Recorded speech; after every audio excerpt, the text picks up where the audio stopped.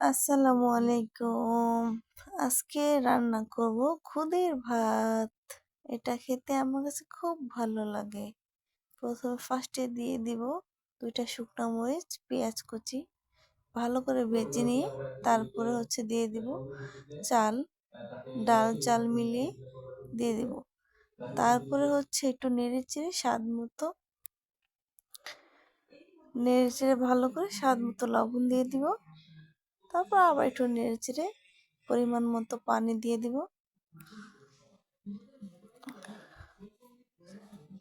পানি দেওয়া হয়ে গেলে ভালোভাবে বলকটা চলে আসলে নেড়েচেড়ে পানিটা শুকিয়ে নিব। কিছুক্ষণ পরে অপেক্ষা করব, তারপরে হয়ে যাবে আমাদের স্পেশাল খুদের ভাত। কে কে খেতে পছন্দ করেন কমেন্ট করে জানাবেন।